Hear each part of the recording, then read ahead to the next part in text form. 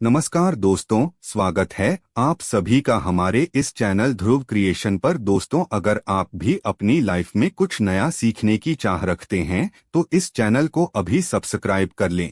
दोस्तों, ब्रह्मा वैवर्त पुराण में भगवान श्री कृष्ण ने नारद जी को तुलसी के एक बहुत ही रहस्यमय मंत्र के बारे में बताया है। तुलसी विवाह के पश्चात इस मंत्र का उच्चारण करने मात्र से उसी क्षण व्यक्ति के सभी दोष खत्म हो जाते हैं और उसकी दरिद्रता का अंत हो जाता है। यह मंत्र आपके मनोकामनाओं को पूर्ण करने वाला है।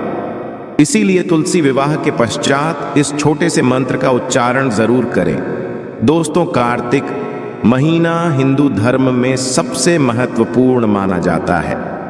कार्तिक महीने में कई महत्वपूर्ण त्योहार और एकादशी का व्रत आता है, जिन्हें करने से भगवान विष्णु और मां लक्ष्मी की कृपा प्राप्त होती है।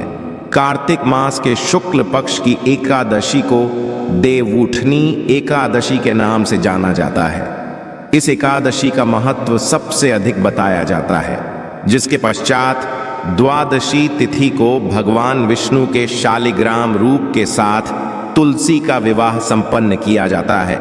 इसी को हम तुलसी विवाह के नाम से जानते हैं। ये दिन सभी विवाहित दाम्पत्यों के लिए महत्वपूर्ण होता है। देवउठनी एकादशी के दिन भगवान विष्णु 4 महीने की योग निद्रा के पश्चात जागते हैं और तभी से सभी मांगलिक कार्यों की शुरुआत होती है। इसीलिए सबसे पहला मांगलिक कार्य भगवान विष्णु और तुलसी का विवाह किया जाता है। इससे जीवन में सुख समृद्धि आती है। दोस्तों, 23 नवंबर को देवउठनी एकादशी के दिन चतुर्मास की समाप्ति होती है के पश्चात तुलसी शालिग्राम विवाह का आयोजन किया जाता है। तुलसी विवाह के दिन द्वादशी तिथि 23 नवंबर को रात 9:01 पर शुरू होगी और समापन 24 नवंबर को शाम 7:06 पर होगा। उदय तिथि के अनुसार तुलसी का विवाह इस बार 24 नवंबर को ही होगा।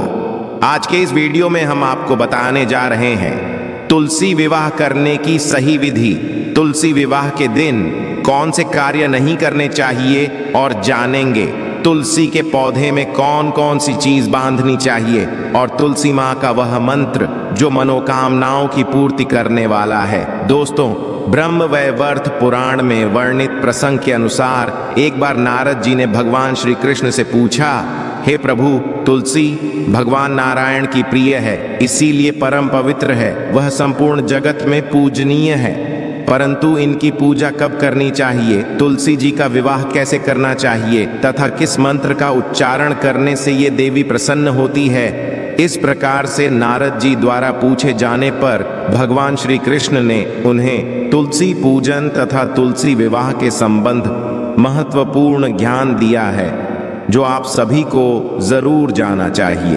भगवान श्री कृष्ण कहते हैं, जिस घर की स्त्री नित्य तुलसी का पूजन करती है और उसे जल अर्पण करती है, उसके घर से दुख दरिद्रता कोसों दूर रहती है।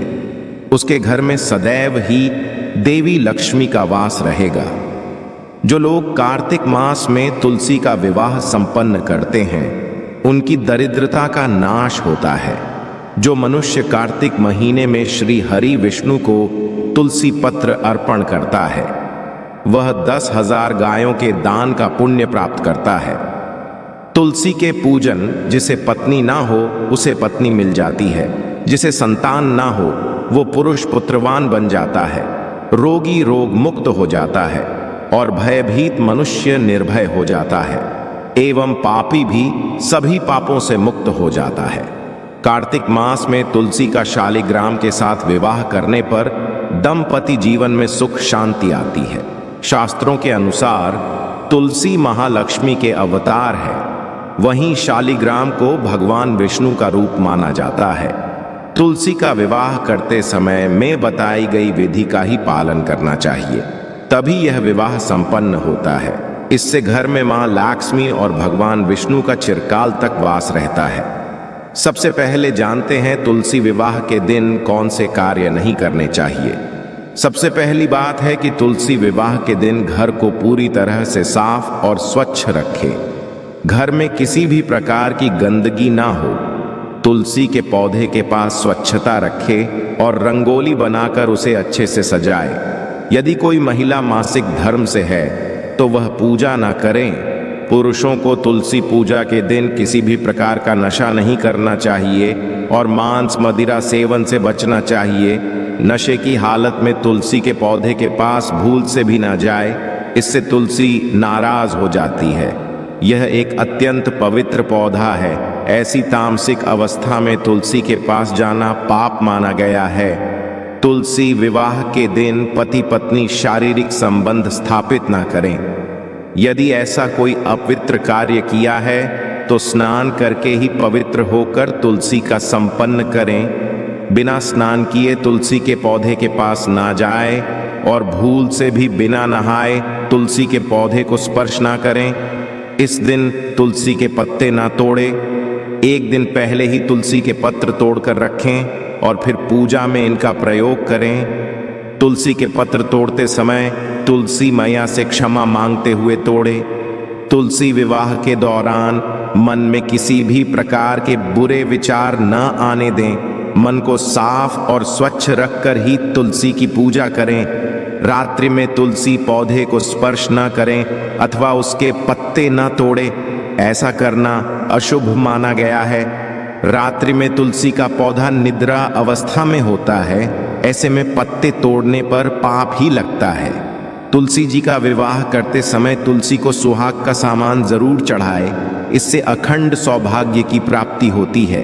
तुलसी विवाह के दौरान तुलसी के पौधे के पास शालिग्राम रखें और उस पर तिल चढ़ाएं। पूजा में तुलसी और शालिग्राम को दूध में भीगी हल्दी का तिलक, जरूर शालिग्राम पर तुलसी पत्र रखकर चंदन लगाना चाहिए। तुलसी का विवाह शाम के समय करना ही सर्वोत्तम होता है।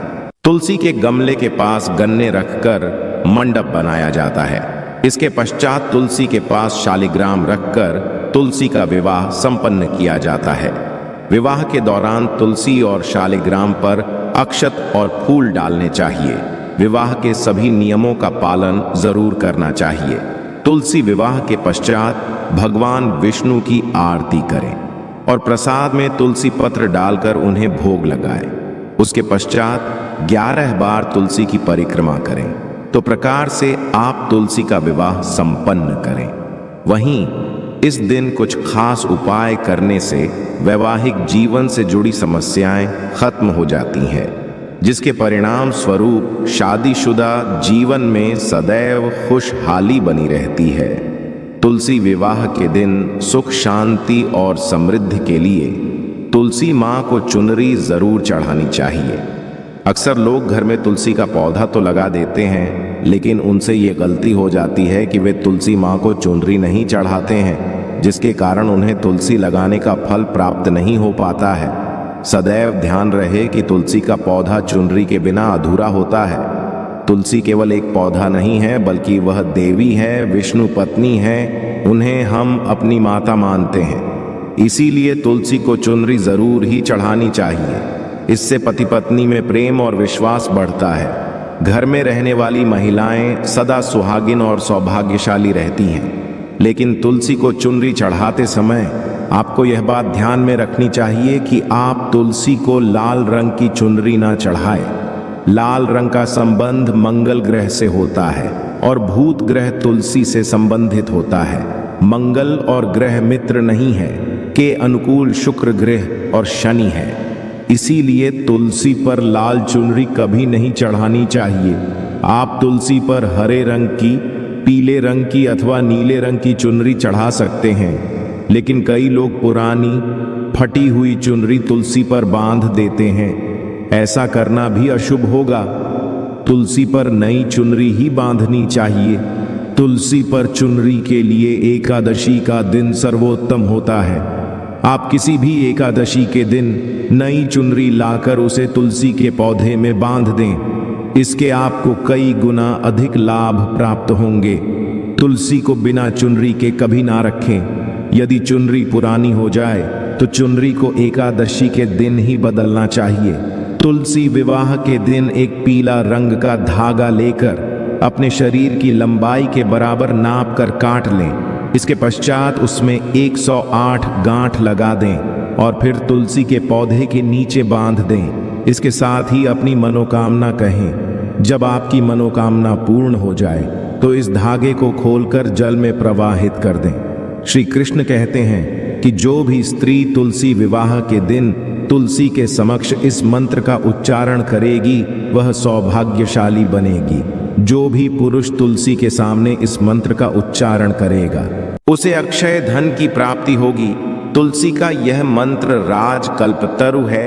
ये समस्त फलों को प्रदान करने वाला है। जो भी तुलसी सामने इस मंत्र का उच्चारण करेगा उसे संपूर्ण सिद्धियां प्राप्त होगी।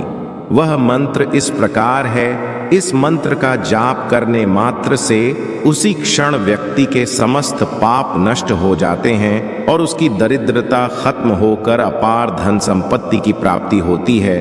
तुलसी विवाह के दिन तुलसी के पौधे में थोड़ा सा कच्चा दूध अर्पित करें। दूध चढ़ाते समय इस मंत्र का जाप जरूर करना चाहिए।